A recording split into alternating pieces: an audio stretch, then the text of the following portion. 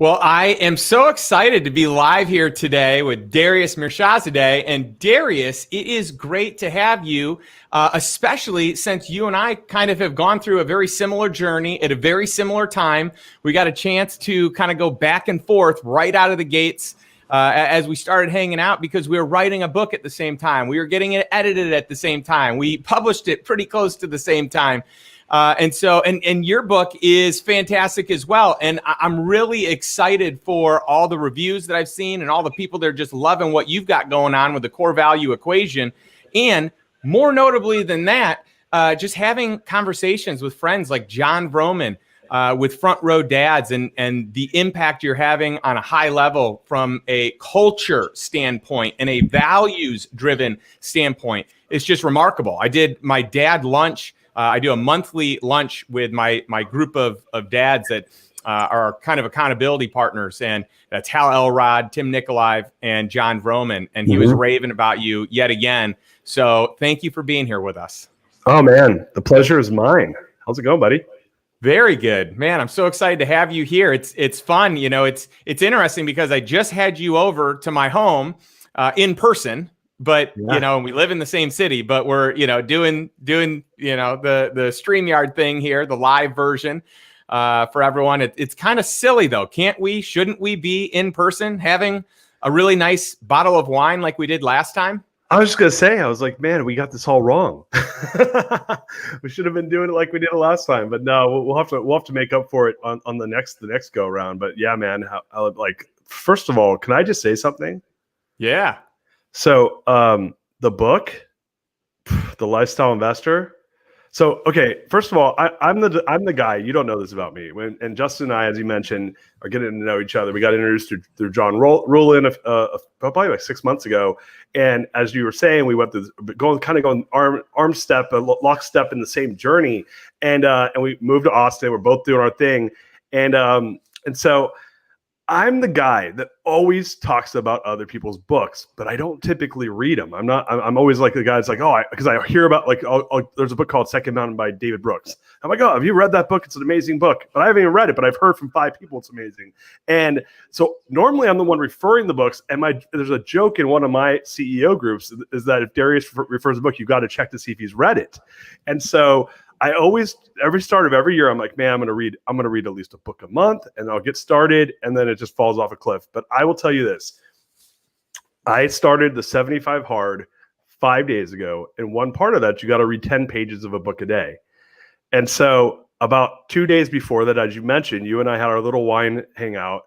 And you're telling me about the book coming out, as I already knew. When I was like, man, my first book for the year is going to be The Lifestyle Investor.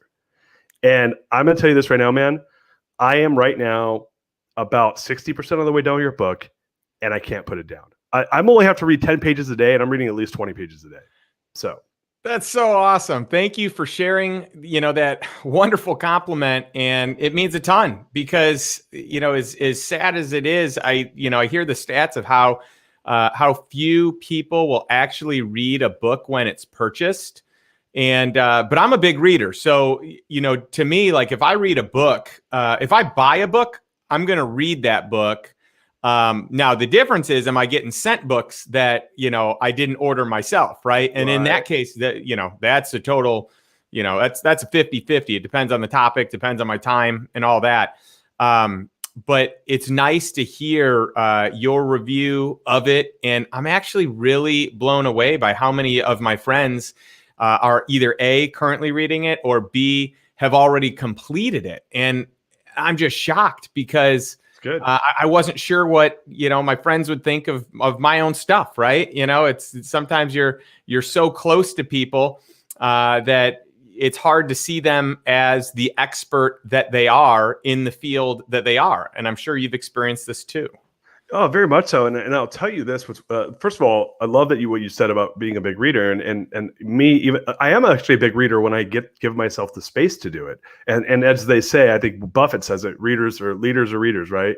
So I love that you're so big on that. It's obvious you are. Like when I read the book, when I'm reading the book, I'm seeing that layers of context around a lot of the stuff you talk about. So it's obviously it's coming from an educated place, not just an opinionated place.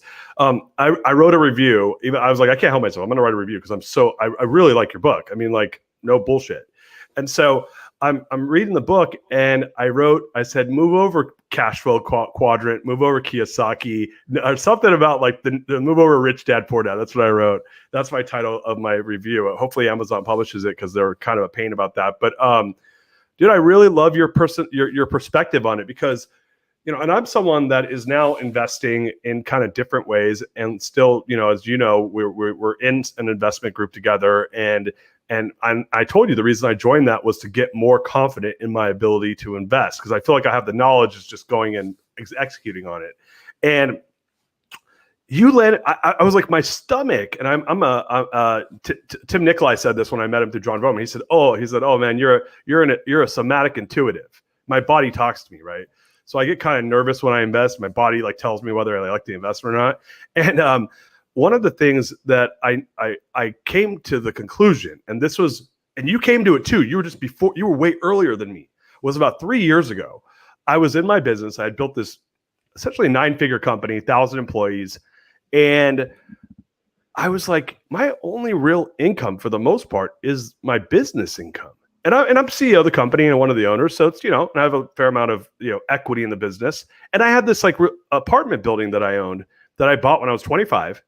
Then I was making like a few grand a month off of doing nothing.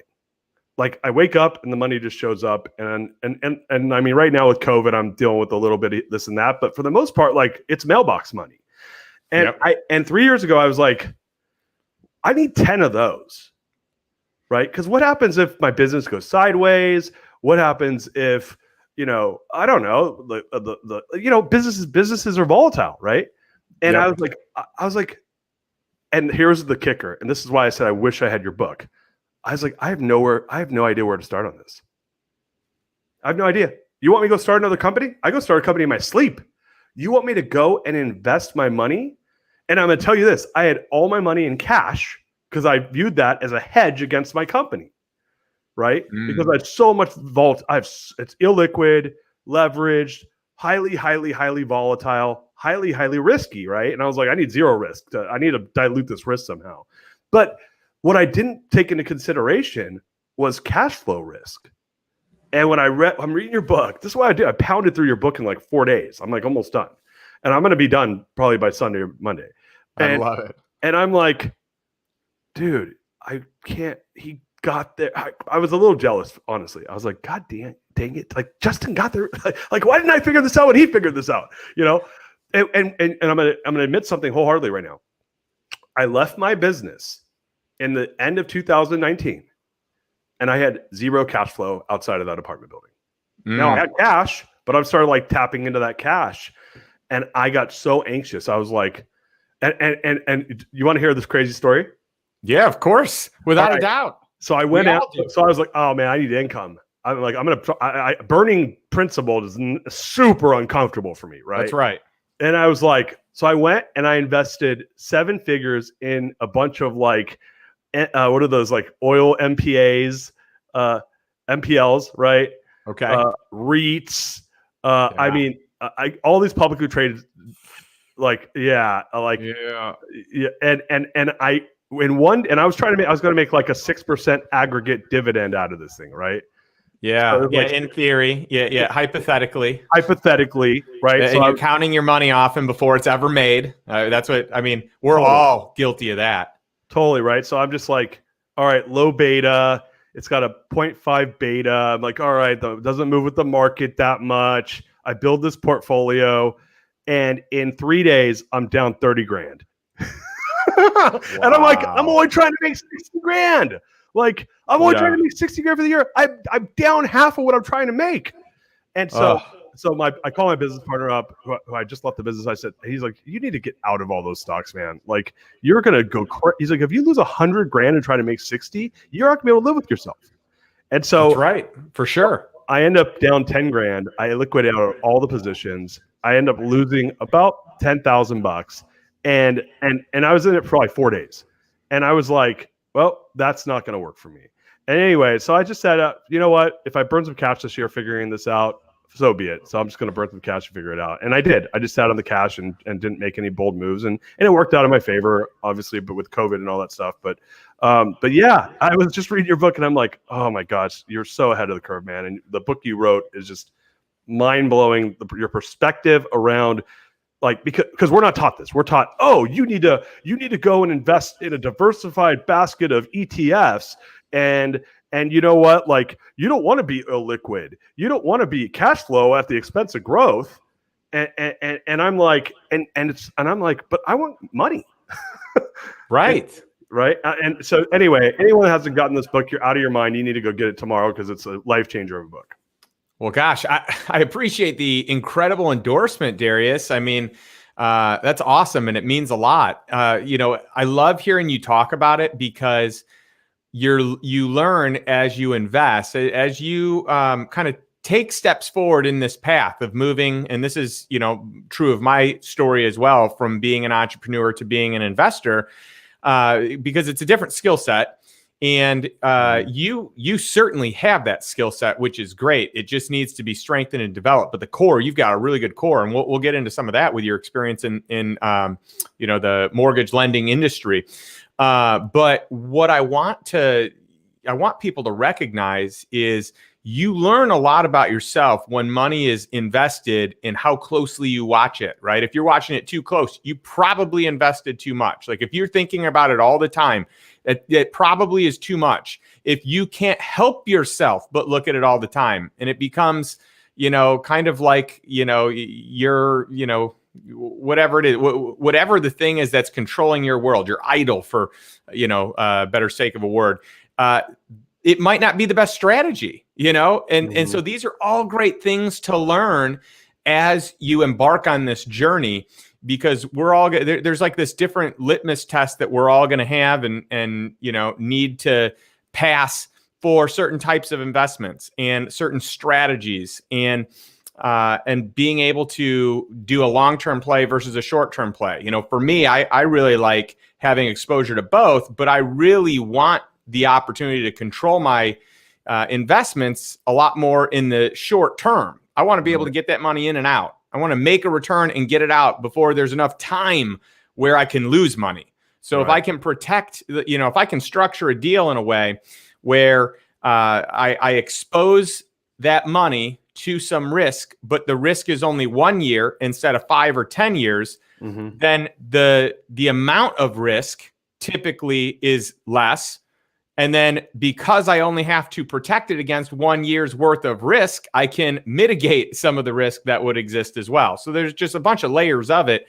And, it's cool hearing your journey, because once your money is involved and invested, like that's when you learn. You learn best when you've got skin in the game, and you will become a great student because of that. So let me ask you a question, because this is something where so one of the things I've done is I've worked with financial advisors, right? And I have friends who are heavily invested in, when I look at least where I'm at in your book so far, it's a lot of real estate, a lot of alternative investments, a lot of private equity. And I look at that. One of the things I love about that, I'll tell you, I have a love-hate relationship with that. My love relationship with that is that you can't stare at the screen, right? And you have to do your own due diligence. And to your point, especially your approach around return of capital within 1 to 3 years, your approach around, so that's what, low duration essentially. Yeah. Once you get your skin out of the game, your IRR goes through the roof, right? So that part, I'm like, yes, please, right? and then obviously there's a ton of other stuff as to why your book is blowing my mind. But when I look at that, and I look at, and I'm kind of a weirdo in the sense that I've always had my money in my business only, and I'm sure a lot of entrepreneurs have this issue. And then I exited recently, so then you get the money out, or some money of it out, and then you have this money. So it's like you have to go deploy the capital, right? And I know not a lot of people have that. That's a good problem to have, right? For sure. So I did congratulations on that problem. It's like what Tony Robbins always says: everyone has problems. The goal is to upgrade your quality of problem. That is an upgraded problem. It is a more quality problem than not having that money to have to figure out what to do with it. Totally, right? And so I did what a lot of entrepreneurs do. That I started interviewing financial advisors, right? Yep. And Pretty standard. I mean, that's what most people do. It makes sense, right? That seems like it's in the box. So I did it. And I talked to a really good friend of mine who whose family had the same issue. They had a much bigger problem because they had a much larger exit. But his dad had this huge exit. They're from San Antonio. They had a huge exit, and they basically started a family office, and they went and interviewed family offices for like over a year. And he said, we came to a conclusion that most of these family offices had a majority of their investments invested in alts and private equity and real estate. That's where they had most of their money. When you start looking at like the Yale endowment and stuff like that, you start to see a trend of that as well, right? So this is not like, we're not like creating some new paradigm here, right? What you did, which was amazing, is you actually translated it into something that a normal person could read and say, oh, that makes sense, right? Because I don't think a normal person, you landed on this, and it's like I said, mind blowing. But my issue is, so I went, signed up with a financial advisor. Today I actually had a call with them. They placed a bunch of trades, right? In like all these different stocks, which is fine. Like, I actually think my advisor seems like she's a trader. She runs a bunch of what do you call it? Funds, right? And so, but I got instantly, and I'm going to be vulnerable right now, I got instantly uncomfortable. I was like, what? So why am I always stuck? I have to watch. I told them I don't want to see. I don't want to look at the screen. I don't want to see the screen. So so one of the things I like about like having it in public equities is that you do have like quote unquote liquidity, right? With that, with potentially, right? There's risk because of volatility, but overall there's liquidity. There's liquidity, but that liquidity can change in a moment's notice. So that's the risk to that liquidity. It looks like you're in a great position, and then 3 seconds later you can be in a bad position. So there is also an illusion to a certain degree on that liquidity if you really examine the whole thing, right? Like if you live in a neighborhood that has, it's a gated community of really nice homes. Is this now all of a sudden safer than the neighborhood next door that doesn't have a gate? No, because if someone wants to get in, they're going to get in. Like a perpetrator wants to get in your neighborhood. I'm sorry, your gate is not going to stop them. Your neighborhood is not safer because you have a gate up. And so I think that is a consideration that people should have. That doesn't mean that strategy is a bad strategy. I think everyone needs to evaluate what strategy is best for them. But the idea of liquidity or something being illiquid, it can be kind of relative, because you can have real estate that many people would call illiquid, except you have cash flow, which gives it some liquidity. Or you can structure it to get your money out quickly on a refi, or you just buy it so cheap, you cash flow enough that you get your money out, quickly. So is it an illiquid asset? Maybe, maybe not. Is a stock a liquid asset? Maybe.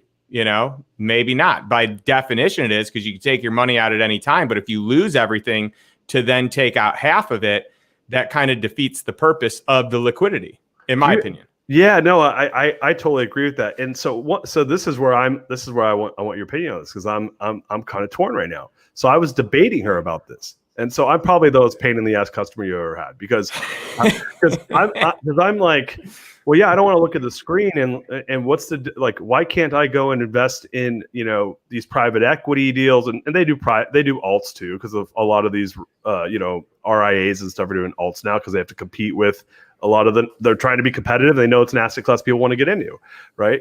And so but they make less money on it, which I know. So This is why they're less incentivized to do it. But I will say this, and this is something that she said, well, look, Darius, you're investing in private equity one way or the other. And she's a smart lady, and I chose her for a reason. She said the question is when you invest in a publicly traded company, that is private equity that's public, right? That is a private company, or a public company, excuse me. It's public equity, I guess, right? Correct. It is an equity, versus if you go and invest in a private equity fund that's investing in companies, and there is a private illiquidity premium that you get, but you have less ability to move around when the markets change. You have less agility. And so and she's not against doing one or the other. She's made a lot of money in public equity. So from her perspective, she said, I like to have that agility. I like to be able to move around as the markets move around, because I'm going to trade those markets, I'm torn. And here's my question to you. I'm torn because I hate the volatility of the public markets, but I like the idea of having agility. And so for me, my conclusion I came up to was I'm going to have some money in that, but I think in the long run, I'm going to move a lot more into quote unquote illiquid, less volatile positions as I get more comfortable with those investments. How would you explain what if you think someone wanted to do that? Obviously, people that are working with you are moving more towards those types of investments if they're working with you, because that's, I believe, the things that you like, right? And they believe what you believe. So let's say someone's like me, where they're doing some of the alts and some of the REITs and some of the private stuff, but they have stuff in the public markets. As they're getting more comfortable with the private stuff or the less volatile or the more esoteric stuff, alt stuff, how would you see that they're going to move from one allocation to the other? What would be your thoughts around that? Well, you hit the nail on the head that, in public equities, there's a lot more volatility, and that is, to me, one of the criticisms that I have. But, typically in private equity, like you said, your money can be locked up for a much longer period of time. It might be more illiquid. And so, the answer is you probably shouldn't have all your assets in just one. You should have exposure to a number of different things. So that, I think, is important. I don't think that having all of your assets in the stock market is a good move. I think utilizing the stock market can be a good move if done, in a way that supports how you want to invest or how your advisors, are coaching you if you believe that vision. But I also think a portion of your assets should be in private equity. Now, here's where an interesting intersection happens. You've got a lot of new private equity type of deals where you can invest at a much higher return than what you're getting in the stock market, but you can have full liquidity. So it's less volatile. So, there are, I've got investments with groups where I can get my money out literally in a moment's notice. Like I can get my money out sometime within 24, in some cases within 12 hours, 24 hours. I've gotten it out the same day, hours apart. So less than 12 hours, but I don't know that anyone's necessarily guaranteeing that. But I have, and I've also, been able to get it out, within a 24-hour period of time. And to me, that's fine because the swings are different. It's not like, oh, I waited this long, now all of a sudden there's a huge swing. These are often investments that are backed by collateral. You're in a senior position and maybe it's a fund structure. So you can move in and out freely because this group has a large credit line that, can support them. And so there's a lot of different groups that do that, where you get the best of both worlds. You get a good return. You get that monthly cash flow or quarterly cash flow. Most of the stuff I like to do is monthly. And then on top of it, you can pull your money out. You need it for something else and you do it. So for me, I use a lot of those type of investments as my holding structure for capital calls. Interesting. So if I invest in a company, let's say, I just invested in and I don't even know that I'm at liberty to say what it is. So I'm trying to. I want to make sure that one of these I actually should not be talking about specifically. Sure. But let me just say it in general terms that I invested with a company that does a capital call, and a lot of companies will raise maybe 20%. So let's say that your capital call is $100,000 or $250,000 or $1 million, whatever your number is. There's a certain amount that you basically agree to pay, but they don't collect it all up front. So if it was a $100,000 investment, it's not like they say, all right, we need all 100,000 today. There are a lot of investments that do say that. Right. But on a capital call structure, they might say, hey, Darius, we only need 20% of it today. Right. And then you pay that 20%. And then, next year or in Q4, quarter 4 of the year, it might be the next one. So I've got one that is, they do a capital call every quarter. I've got another one that does a capital call twice a year, once at the beginning of the year, and then once at the beginning of the fall. And then I've got another one that does a capital call kind of on an as needed basis. Mm-hmm. And then I've got another one. I mean, I've got all kinds of different capital call structures. So I always have, something probably coming my way. And I don't want to keep this money in a bank account. I don't want to keep this money in stocks, in my TD Ameritrade account, because whenever I need to pull that, I don't want it to be bad timing with a, poor economy. We take a dip. We have a change in presidency. And so that impacts the market. And, for better or worse, regardless of what side you're on, generally you're going to see some fluctuation up or down, in these election years. So what if I need something, on January 20th or January 21st? Like, I just don't want that exposure.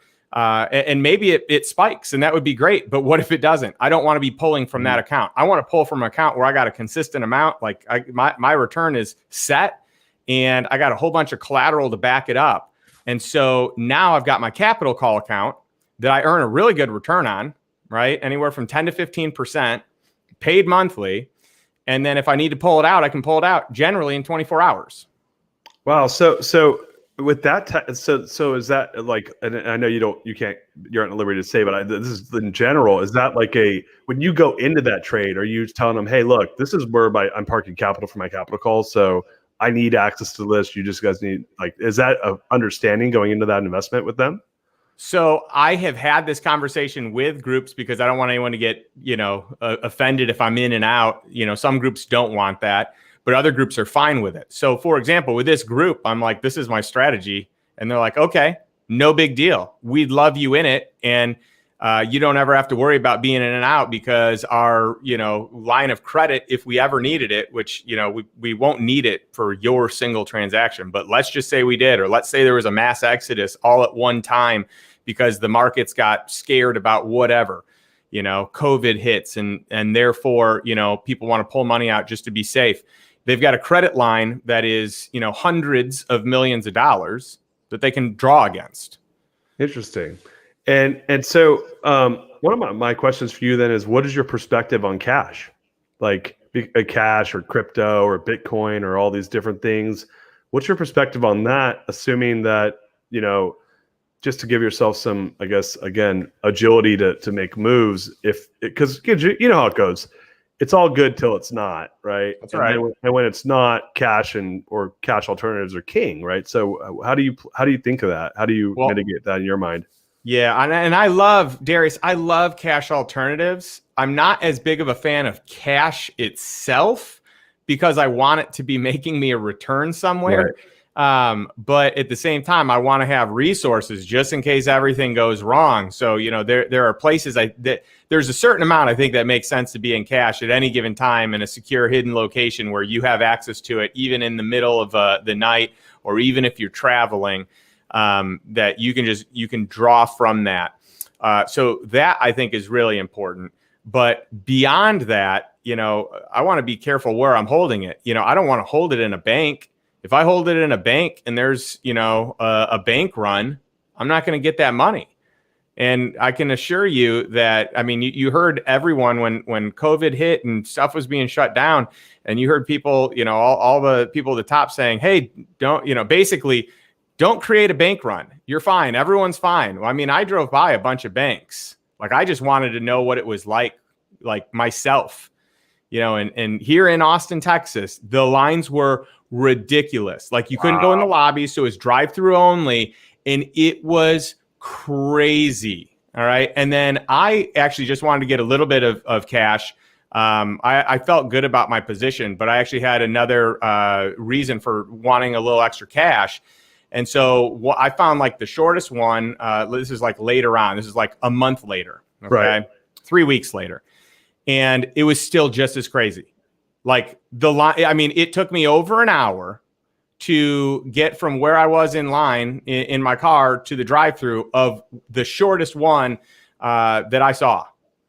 So, the mere fact that a bank run potential could exist, this has happened in a lot of different countries. Like, I just don't want my money sitting in a bank. I don't want a lot of it. And so I don't like to sit on cash a lot, but I do like cash alternatives where there's some good liquidity. I think cryptocurrency is a great option. I think that, not all cryptocurrency is made the same. It's not all equal. And, some are better than other. And we're seeing a huge rise in Bitcoin right now. And for those that have invested in that, I think that's a great asset. fundamentally speaking, I like the properties of Bitcoin, and that to me is a good cash alternative. But there's risk to that too, right? So like that one, I'm not going to look at that. I mean, do I believe it's going to continue to grow and do well? Yeah. Do I believe we probably have some sort of a correction coming? Probably. I don't know. I could be wrong, but probably. It's only up 2,000% or whatever this year from its low. It's crazy. So, it's possible it keeps growing, but I mean, at some point we're going to hit a hiccup, I think, and it's going to, drop and then potentially go back up, or maybe it stays low for a while. So like, to me, that amount of money, whatever is in Bitcoin, for example, that like you can't count, like you can't say, oh, I have $50,000, because that is just ever moving. It's like an even more volatile stock market. Yeah, that's the volatility of Bitcoin makes me dizzy. Yeah, so like I like exposure, but I can't count on that as being the amount of cash I need, and especially if the play is you want to ride the growth of it. You may not want to touch it, but there's all kinds of cash alternatives that I think are great. And I mean, quite frankly, if you wanted to, you could just go direct to the government, and you could buy, the shortest term notes, like a T-bill, a 28-day T-bill, and, you could make a heck of a lot more than you do in the banks, right? That's where the banks put a lot of the money that you deposit in their bank. They'll put a portion of it in high-risk derivatives. They'll do a portion of it as loans to, other places, and they'll put a portion of it, in these T-bills, and that they can get in and out of. Do you want to hear a really funny conversation I had with a financial advisor? Yes, I do. Dude, this is gonna. So So we're talking about placing capital, and a portion of it was going to go into cash, right? Because for just for rainy day, and for me, and for liquidity to go make private equity investments. And so I said, well, well, like the return on this is like 60 basis points or something like that. And they were charging, I think the return was 80 basis points, and they wanted to put in short duration bonds that were paying like 1%. Like it was under a 1%.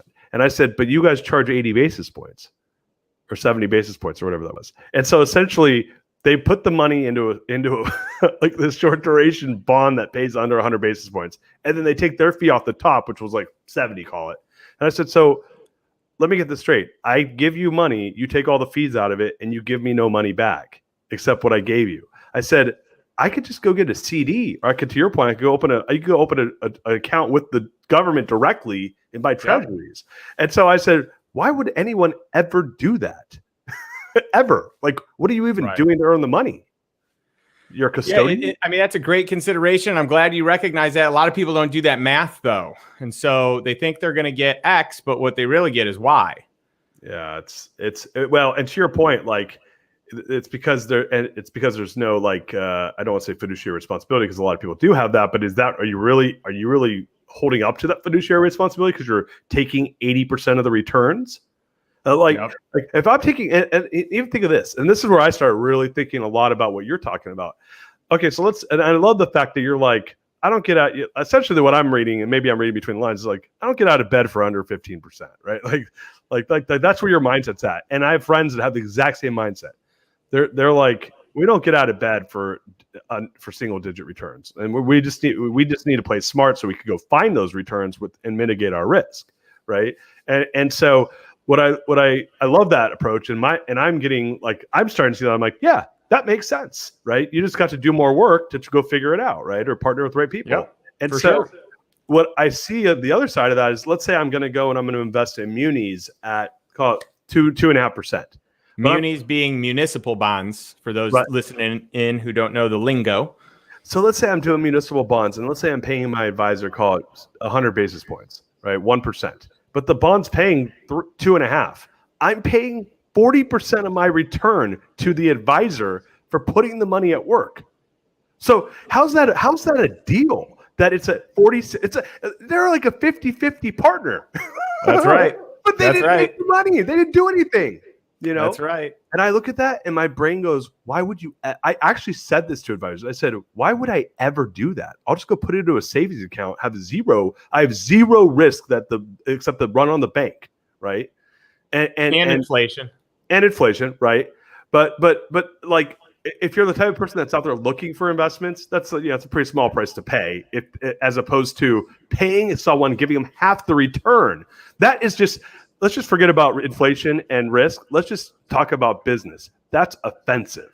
Yeah, there's no doubt. There's no doubt. I mean, even your most egregious, highest cost, just your top like funds aren't charging a 50% carried interest. I want 50% of your money for putting it somewhere. I'm like, okay, how about not? So I just started looking at that differently. In that, this is not like, in a low interest rate environment, they have like, what do you do if you're an advisor? And listen, there's some great advisors out there. Probably about 10%. Probably 10% of the advisors out there really, really do a great job for their clients. They make them money. But I would, there's data around this. A monkey could throw darts at the stock market board and beat 9 out of 10 advisors, right? Very true. So when you look at stuff like that, and this is where I totally, mind mess with myself, is that what do you do? And this is why when I'm reading your book, I'm like, Justin, like, at least for me, the way you look at it really resonates with me, where it's like, hey, no, go do some work and go get with smart people and have a different perspective. And this idea around invest in something that gives you money today, and then turn, the volatility money. I love that, man. I never even know what that term meant until I read it in your book. And I was like, oh, I've heard people say it. And I'm like, volatility money. I've done it before. My best investment was my business. I put like 200 grand into it, and I don't even want to say what I got out of it, but I got that 200 grand back in 1 year. And then, I mean, my ROI was like insane when you look at that. And I was like home run. It was like 10 home runs in a row, right?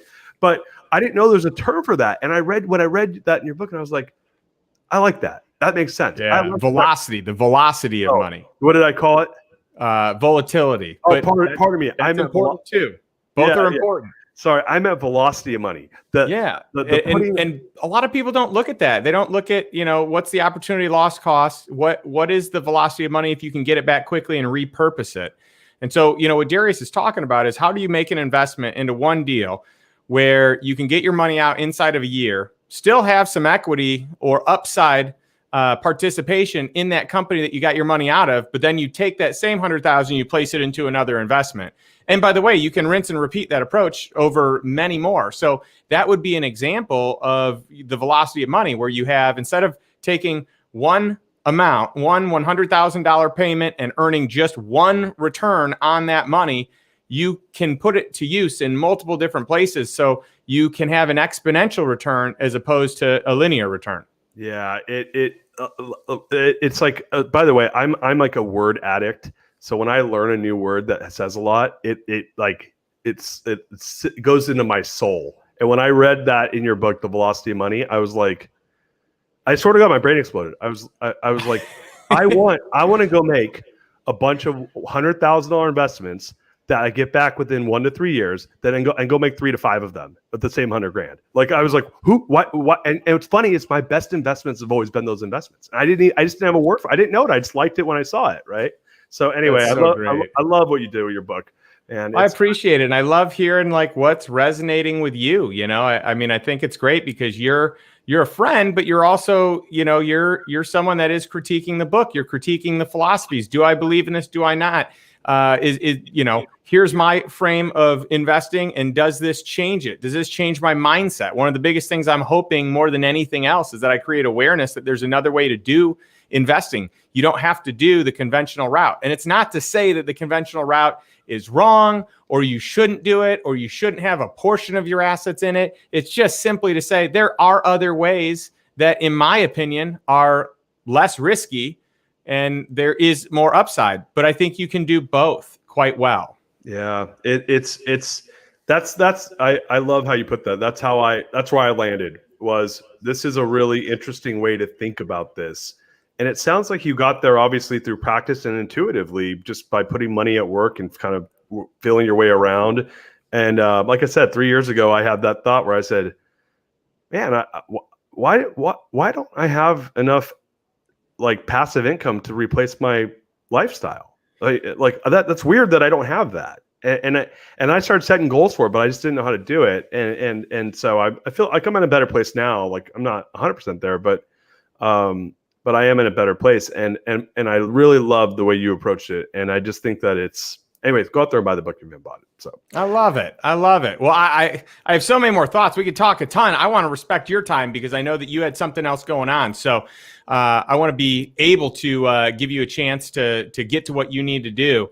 But I mean, this is so powerful. The lessons you're sharing, the mind shift that you've had, sharing your thoughts, and with your experiences. I just think it's so cool. And I appreciate all the kind words. I appreciate the feedback. And I love knowing what resonates and what doesn't. It feels so good when you read something and it like hits you at your core and you say, man, that makes sense. Yeah. And we didn't talk that much about my experience. So if any of the listeners want to know, I come from a hardcore finance background, right? I was running my business. I exited. They're managing $100 billion worth of mortgages right now, right? We were going to capital markets, hedging, you name it, we were doing it. And when you're playing, I was a guy that would wake up at 3:00 in the morning and see what the 10-year treasury was trading at in Japan, because that was affecting my portfolio. Right. So I'm a person that, trust me, you never want to be putting up that is the opposite of a lifestyle investor, just so we're on the same page. But I come from a heavy finance background. And I really think that it's important to get control over finances in the way that you explain, which is let's dumb this down. Let's make this really simple. Put money in, low risk, get money on a regular basis out, rinse, wash, repeat, and be smart about it, be thoughtful about it, and be comfortable with it. And now that's where I was like, this is how it's always been. And now we've financial engineered it into this place where it's overcomplicated and scared people. But that's how every investment's always been until recently. And I love that, man. That's right. Well, I appreciate you sharing that and giving us your background. I mean, we could have some fun. We could have our own, and obviously you and I, we've got a show that's going to come out on the Lifestyle Investor podcast, which is great. And this is what we want to get into, right? More of your background, more of your expertise. So I want everyone to be on the lookout for that. And then I also want people to check you out, right? You've got some really cool stuff that you're doing. So besides the core value equation, which everyone should check that book out. Check out the Greatness Machine, right? That's your live stream event that you're doing. It's like your podcast, but live. And I believe you're in the process of transitioning to more of a formal podcast. And I just love it, and you're fun and you do something really cool and crazy at the beginning where people can pick whatever song they want and you karaoke it or you sing it and you just have a good time. And, you're just fun. Thanks, man. Yeah. Look, for me, I'm at a point now where, and where we're on these paths to, make impact happen in the world and the show, The Greatness Machines, around people living their passions to create greatness in the world. And for me, like, book related, investment related, show related. And, the last parts I'm working with the high growth CEOs, helping them to build their businesses right now. And those are the 4 areas where I'm feeling like I'm adding a lot of value and enjoying myself. And it's one of the reasons I'm excited about us building relationships. So I appreciate you and I connecting, man. This is a good time. This is awesome. And, your clients are raving about you. And that really tells the best tale, is that the people that you are serving are raving fans. And in fact, we were talking, I hope you don't mind me sharing this, openly. You don't even know what I'm about to say, but please, you were sharing with me that you business is so good, you can't even keep up with it. That you have brought so many clients on, and that the demand is even greater than what you thought. And so in a short period of time, you're working with all these different groups and they're all singing your praises. I just think that is awesome, exciting, admirable. Thank you. And sky is the future. Yeah. It's too good of a product market fit. I got to build some scale into that. But yeah, no, it's fun, man. I spent 20 years of my life, building companies from laying brick by brick, start up to 9 figures, and learned how to do that and do it without the pain and headache. And so to be able to impart that wisdom on other people that want to do that and help them grow. And when you're growing fast, when you're growing a business fast, it's hard. It's hard on you. It's hard on your family. It's hard on the business, hard on the employees. And if you can go and do that in a way where it's easy, well, that's valuable. And so for me, I love working with CEOs in their companies and helping them really grow at a high velocity as well, but to do it in a way where it's effective, creates impact, it creates wealth, and then they can rinse, wash, and repeat that, create more of what we're talking about here. That is so cool. Yeah. Hey, you're doing great things in the world. I really appreciate you taking the time to be here with us to share. And for everyone else, just to be in the loop, we're down to just a couple shows left. So we've got Jamie Hope on Monday. I hope all of you have a great weekend for sure. Jamie Hope on Monday is our last guest, who is an ER doctor. She is an entrepreneur. She's a keynote speaker, a best-selling author. She's part of my Lifestyle Investor Mastermind. Just an incredible woman. Has a great family. So she'll be on at 3:00 Central Standard Time on Monday. And then Tuesday's the launch. So we're just 4 days away. And the launch party's from 10 a.m. Until 1 p.m. Central Standard Time. And we've got a bunch of really fun guests that are going to be joining us for that. So just to give, a few props to some people, we've got Amber Vilhauer. She'll be joining from NG Enterprises. And she just does incredible work for and actually Darius worked with her as well, with influencers and people that are launching books. I've got Love Justice International, which is the charity that all of the profits in this first wave are being donated to. So this book, I'm committed to donating all the profits in perpetuity. But the charities are going to rotate, and this first session is going to all go to Love Justice International to help prevent human trafficking. And this is mainly of kids. I want to buy kids' human freedoms back. We've got Ryan Levesque, who's showing up with us to join again, which is cool. We also have Brad Johnson, who is he has the Elite Advisor Blueprint podcast, and he just started his new business. We've got John Rulin of Giftology. We've got Tim Nikolive, an entrepreneur, real estate professional. We have John Vroman, founder of Front Row Dads. And then anyone, Darius, you're welcome to jump on, if you want as well at 12:30 Central Time for kind of the round out of that event.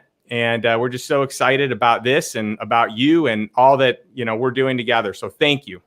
Yeah, no, thank you, man. And do you mind if I give everyone my website where they know where? Please do. Are you kidding me? Thank you. Yeah, guys, go check it out. www.therealdarius.com, and you got to check out my book. We didn't talk about my book that much, but maybe we'll do it later another time. We talked about your amazing book, but it's your launch, so I want to talk about your book. And I'd love for people to check out the book. The book's really how do you build a core value-driven organization, and my belief is that's the way we really step up and create a lot of scale and value, is to do it through our values, which is our fundamental beliefs. So love for you to check it out and connect me on there and all my socials on there. So thank you for having me.